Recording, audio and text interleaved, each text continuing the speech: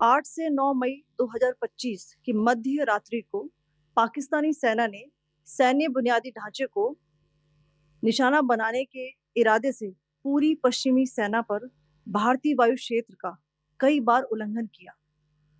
यही नहीं, बल्कि पाकिस्तानी सेना ने नियंत्रण रेखा पर भारी कैलिबर वाले हथियारों से गोलीबारी भी की। अंतर्राष्ट्रीय सीमा और नियंत्रण रेखा पर लेह से लेकर सरक्रीक तक 36 स्थानों पर 300 से 400 लगभग ड्रोनों का इस्तेमाल घुसपैठ का प्रयास करने के लिए किया गया।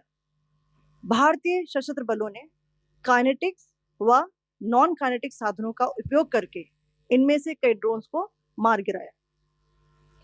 इतने बड़े पैमाने पर हवाई घुसपैठों का संभावित उद्देश्य वायु रक्षा प्रणालियों का परीक्षण करना और खुफिया जानकारी इकट्ठा करना था। ड्रोन के मलबे की फोरेंसिक जांच की जा रही है। प्रारंभिक रिपोर्ट्स से पता चलता है कि वे तुर्की के असीस गार्ड सोंगर ड्रोन्स हैं। इसके उपरांत रात में पाकिस्तान के एक सशस्त्र यूएवी ने भटिंडा सैन्य स्टेशन को निशाना बनाने की कोशिश भी की, जिसे पकड़ा गया और उसे निष्क्रिय कर दिया गया। पाकिस्तानी हमले के जवाब में पाकिस्तान में 4 हवाई रक्षा स्थलों पर सशस्त्र ड्रोन्स लॉन्च किए गए। इनमें से एक ड्रोन एडी रडार को नष्ट करने में सक्षम रहा।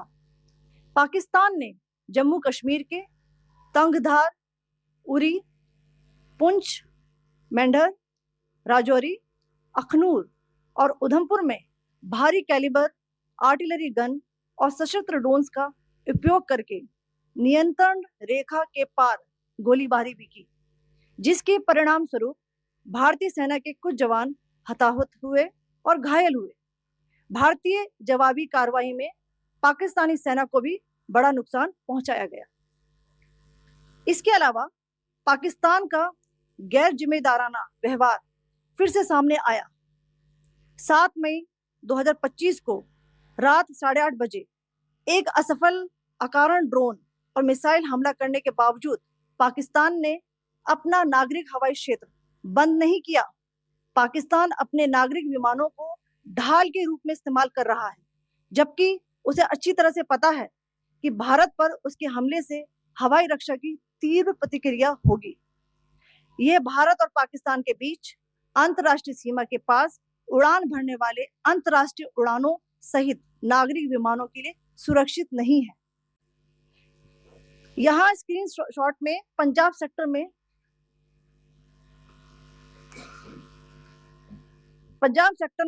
हाई एयर डिफेंस अलर्ट स्थिति के दौरान एप्लीकेशन फ्लाइट रडार 24 का डेटा दिखाया गया है। जैसा कि आप देख रहे हैं यहाँ पर भारतीय पक्ष का हवाई क्षेत्र घोषित बंद के कारण नागरिक हवाई यातायात से पूरी तरह से रहित है। कराची और लाहौर के बीच के हवाई अड्डे मार्ग पर नागरिक एयरलाइंस उड़ान भर रही है। हाई अलर्ट किया गया है विमान फ्लाइनेस एविएशन का एयरबस 320, जैसा कि आप यहां देख रहे हैं, जो कि शाम को 5:50 बजे दमम से शुरू हुआ और रात को 9:10 बजे लाहौर में उतरा। ये सारा डिटेल्स आप यहाँ देख रहे हैं, ये डिटेल्स यहाँ लिखा हुआ है। Can you see this?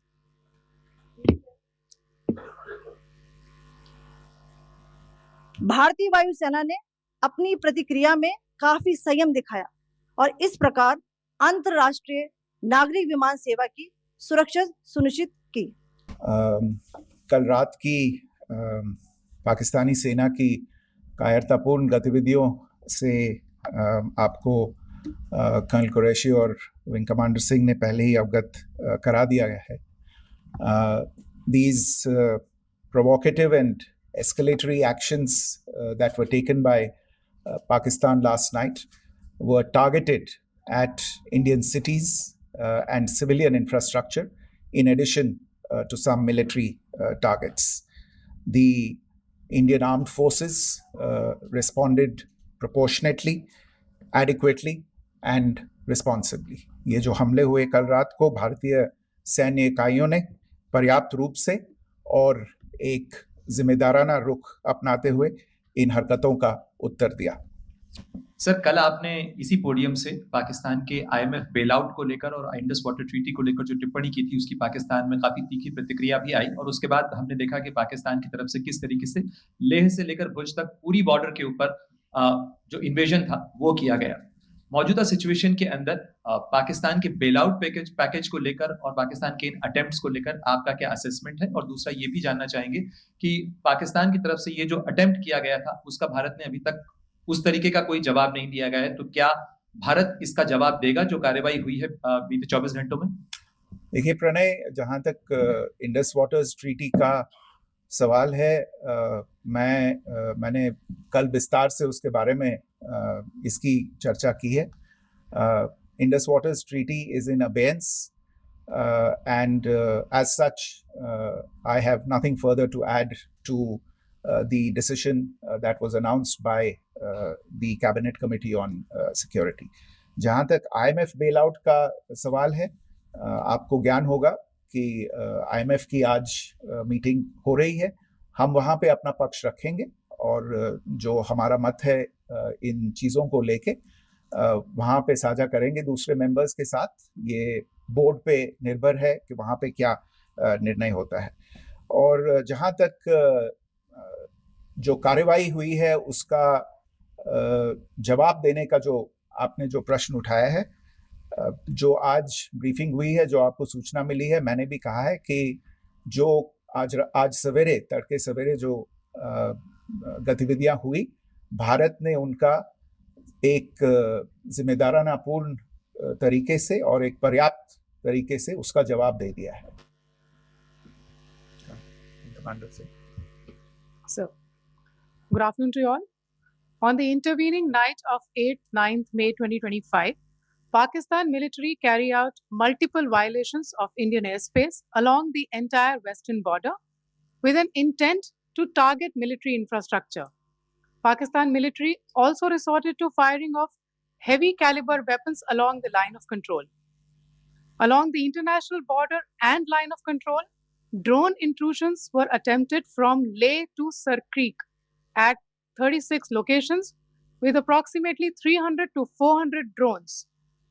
Indian Armed Forces brought down a number of these drones using kinetic and non-kinetic means. The possible purpose of these large-scale aerial intrusions were to test the AD systems and gather intelligence. Forensic examination of the drone debris is being undertaken. Preliminary reports suggest them to be of Aziz Guard Songa drone of Turkey. Later in the night, an armed UAV of Pakistan attempted to target Bhatinda military station, which was detected and neutralized. In response to the Pakistani attack, armed drones were launched at 4 air defense sites in Pakistan. One of the drones was able to destroy an AD radar.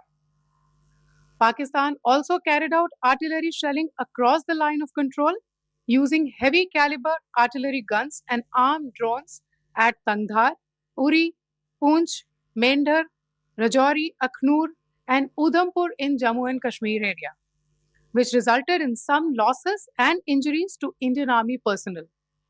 Pakistan Army also suffered major losses in Indian retaliatory fire. Additionally, Pakistan's irresponsible behavior again came to fore. Pakistan did not close its civil airspace despite it launching a failed unprovoked drone and missile attack on 7th May at 8:30 hours in the evening.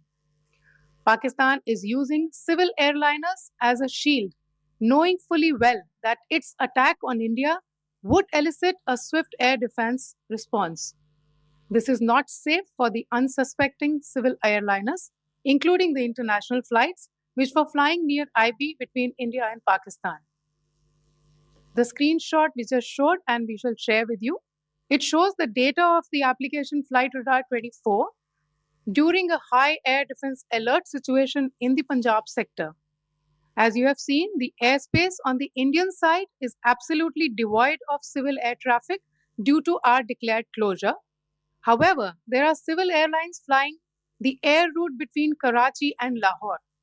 Amongst the other civil aircraft that you can see, we have highlighted an aircraft which is Airbus 320 of Flynas Aviation, which was originated from Dammam at 1750 hours and landed later at Lahore at 2110 hours in the night.